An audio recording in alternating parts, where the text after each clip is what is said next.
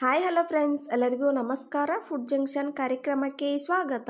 ಬನ್ನಿ, ಇವತ್ತು ನಾನು ಉತ್ತರ ಕರ್ನಾಟಕ ಶೈಲಿಯ ಪಲ್ಯ ರೆಸಿಪಿಯನ್ನು ಮಾಡಿ ತೋರಿಸ್ತಾ ಇದ್ದೇನೆ. ಈ ಪಲ್ಯ ರೆಸಿಪಿ ಜೋಳದ ರೊಟ್ಟಿ ಜೊತೆ ತುಂಬಾ ಚೆನ್ನಾಗಿ ಟೇಸ್ಟ್ ಕೊಡುತ್ತೆ. ಈ ಪಲ್ಯ ಚಳಿಗಾಲದಲ್ಲಿ ಮಾತ್ರ ಸಿಗುತ್ತೆ. ಟೇಸ್ಟ್ ಅಂತೂ ತುಂಬಾ ಸೂಪರ್ ಆಗಿರುತ್ತೆ. ಹಾಗಿದ್ರೆ ಇನ್ನೂ ನನ್ನ ಚಾನಲನ್ನು ಯಾರೆಲ್ಲ ಸಬ್ಸ್ಕ್ರೈಬ್ ಮಾಡ್ಕೊಂಡಿಲ್ಲ, ಪ್ಲೀಸ್ ಸಬ್ಸ್ಕ್ರೈಬ್ ಮಾಡ್ಕೊಳ್ಳಿ. ನೋಟಿಫಿಕೇಶನ್ಗಾಗಿ ಬೆಲ್ ಐಕಾನನ್ನು ಪ್ರೆಸ್ ಮಾಡಿ. ಇವಾಗ ಮಾಡೋ ವಿಧಾನ ನೋಡೋಣ ಬನ್ನಿ. ಮೊದಲಿಗೆ ನಾನು ಕಡ್ಲಿ ಪಲ್ಯನ ನೀರಿನಲ್ಲಿ ಹಾಕಿ ಚೆನ್ನಾಗಿ ತೊಳೆದು ಎತ್ತಿಟ್ಕೊಳ್ತಾ ಇದ್ದೇನೆ. ಇದರಲ್ಲಿ ಸ್ವಲ್ಪ ನೀರು ಉಳಿದುಕೊಳ್ಬಾರ್ದು, ಅಂದರೆ ಮಾತ್ರ ಈ ಪಲ್ಯ ಉದುರಾಗಿ ಚೆನ್ನಾಗಿ ಬರುತ್ತೆ. ಹಾಗೆ ರೊಟ್ಟಿ ಜೊತೆ ಬೆಸ್ಟ್ ಕಾಂಬಿನೇಷನ್ ಅಂತಾನೆ ಹೇಳ್ಬೋದು. ಟೇಸ್ಟ್ ಅಂತೂ ತುಂಬಾ ಚೆನ್ನಾಗಿ ಬರುತ್ತೆ. ನೀರಲ್ಲಿ ತೊಳೆದ ಮೇಲೆ ನಾನು ಇವಾಗ ಜರಡಿಗೆ ಹಾಕಿ ನೀರನ್ನು ಬಸಲಿಕ್ಕೆ ಇಡ್ತಾ ಇದ್ದೇನೆ. ಈ ರೀತಿಯಾಗಿ ನೀರು ಬಸಿದು ಹೋಗೋದ್ರಿಂದ ಪಲ್ಯ ಉದುರಾಗಿ ತುಂಬಾ ಚೆನ್ನಾಗಿ ಬರುತ್ತೆ. ನೋಡಿ, ಇವಾಗ ನಾನು ಈ ರೀತಿಯಾಗಿ ತೊಳೆದು ಎತ್ತಿಟ್ಕೊಳ್ತಾ ಇದ್ದೇನೆ. ಫ್ರೆಂಡ್ಸ್, ಇದೊಂದು ಉತ್ತರ ಕರ್ನಾಟಕದ ವಿಶೇಷ ಪಲ್ಯ ರೆಸಿಪಿ ಅಂತಾನೆ ಹೇಳ್ಬೋದು.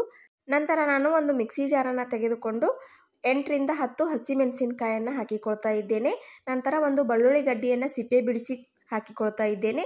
ಇದನ್ನು ಚೆನ್ನಾಗಿ ಗ್ರೈಂಡ್ ಮಾಡ್ಕೊಳ್ಬೇಕಾಗುತ್ತೆ. ನಂತರ ಗ್ಯಾಸನ್ನು ಆನ್ ಮಾಡಿಕೊಂಡು ಒಂದು ಪಾತ್ರೆಯನ್ನು ಇಟ್ಟು 4 ಟೇಬಲ್ ಸ್ಪೂನ್ನಷ್ಟು ಎಣ್ಣೆಯನ್ನು ಹಾಕಿಕೊಳ್ತಾ ಇದ್ದೇನೆ. ಎಣ್ಣೆ ಬಿಸಿ ಆದಮೇಲೆ 1 ಟೇಬಲ್ ಸ್ಪೂನ್ ಜೀರಿಗೆ, ಸಣ್ಣಗೆ ಕಟ್ ಮಾಡಿದ ಒಂದು ಈರುಳ್ಳಿಯನ್ನು ಹಾಕಿಕೊಳ್ತಾ ಇದ್ದೇನೆ. ಈರುಳ್ಳಿ ಇಷ್ಟ ಆಗದೆ ಇರೋರು ಸ್ಕಿಪ್ ಮಾಡ್ಕೊಳ್ಬೋದು.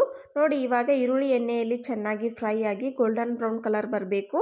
ಆವಾಗ ಈ ಪಲ್ಯ ತುಂಬಾ ಚೆನ್ನಾಗಿ ಬರುತ್ತೆ. ಈರುಳ್ಳಿ ಇಷ್ಟ ಆಗದೆ ಇರೋರು ಬೆಳ್ಳುಳ್ಳಿಯನ್ನು ಜಜ್ಜಿಬಿಟ್ಟು ಕೂಡ ಹಾಕಿಕೊಳ್ಬೋದು. ಅದು ಟೇಸ್ಟು ತುಂಬಾ ಚೆನ್ನಾಗಿ ಕೊಡುತ್ತೆ. ಇವಾಗ ನಾನು ಅರ್ಧ ಕಪ್ನಷ್ಟು ಕಡಲೆಬೇಳೆಯನ್ನು ನೀರಿನಲ್ಲಿ ಹಾಕಿ ನೆನೆಸಿಟ್ಕೊಂಡಿದ್ದೆ. ಇವಾಗ ಅದನ್ನು ಹಾಕಿಕೊಳ್ತಾ ಇದ್ದೇನೆ. ಇದು ಕೂಡ ಎಣ್ಣೆಯಲ್ಲಿ ಚೆನ್ನಾಗಿ ಫ್ರೈ ಆಗಿ 50% ಇಲ್ಲೇ ಬೆಂದು ಹೋಗಬೇಕು ಕಡಲೆಬೇಳೆ. ಆವಾಗ ಟೇಸ್ಟ್ ಅಂತೂ ತುಂಬ ಚೆನ್ನಾಗಿ ಬರುತ್ತೆ. ಆಗಲೇ ಗ್ರೈಂಡ್ ಮಾಡಿಕೊಂಡ ಹಸಿಮೆಣಸಿನಕಾಯಿ ಬೆಳ್ಳುಳ್ಳಿ ಪೇಸ್ಟನ್ನು ಸೇರಿಸ್ಕೊಳ್ತಾ ಇದ್ದೇನೆ.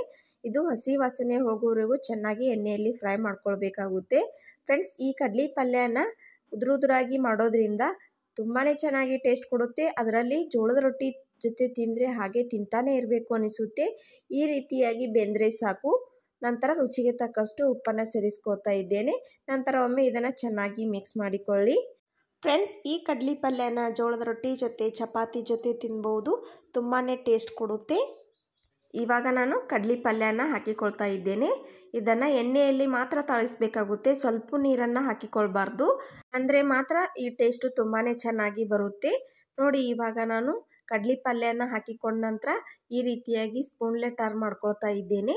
ಬರೀ ಎಣ್ಣೆಯಲ್ಲಿ ತಾಳಿಸೋದ್ರಿಂದ ತುಂಬಾ ಟೇಸ್ಟ್ ಕೊಡುತ್ತೆ. ಫ್ರೆಂಡ್ಸ್, ಈ ಕಡ್ಲಿ ಪಲ್ಯ ನಮ್ಮ ಉತ್ತರ ಕರ್ನಾಟಕದ ಫೇಮಸ್ ರೆಸಿಪಿ ಅಂತಾನೆ ಹೇಳ್ಬೋದು. ನೋಡಿ, ಇವಾಗ ಈ ರೀತಿಯಾಗಿ ಬೆಂದಿದೆ.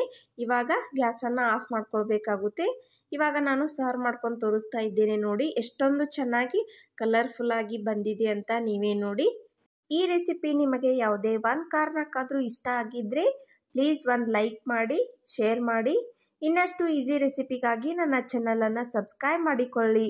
ನೋಡಿದ್ರಲ್ಲ ಫ್ರೆಂಡ್ಸ್, ಕ್ವಿಕ್ಕಾಗಿ ಕಡ್ಲಿ ಪಲ್ಯನ ಎಷ್ಟು ಈಸಿಯಾಗಿ ಮಾಡ್ಬೋದು ಅಂತ. ಈ ಪಲ್ಯನ ರೊಟ್ಟಿ ಜೊತೆ ಚಪಾತಿ ಜೊತೆ ತಿಂದರೆ ಹಾಗೆ ತಿಂತಾನೇ ಇರಬೇಕು ಅನಿಸುತ್ತೆ. ಟೇಸ್ಟ್ ಅಂತೂ ತುಂಬಾ ಚೆನ್ನಾಗಿ ಬಂದಿದೆ. ಹೊಸದಾಗಿ ನನ್ನ ವಿಡಿಯೋವನ್ನು ನೋಡ್ತಾ ಇರೋರು ಪ್ಲೀಸ್ ಸಬ್ಸ್ಕ್ರೈಬ್ ಮಾಡ್ಕೊಳ್ಳಿ. ಈ ವಿಡಿಯೋ ನಿಮಗೆ ಯಾವುದೇ ಒಂದು ಕಾರಣಕ್ಕಾದರೂ ಇಷ್ಟ ಆಗಿದ್ದರೆ ನಿಮ್ಮ ಫ್ಯಾಮಿಲಿ ಫ್ರೆಂಡ್ಸ್ಗೆ ಶೇರ್ ಮಾಡಿ. ಮುಂದಿನ ಇಂಟ್ರೆಸ್ಟಿಂಗ್ ರೆಸಿಪಿಯೊಂದಿಗೆ ಮತ್ತೆ ಸಿಗ್ತೀನಿ. Keep watching. Thank you.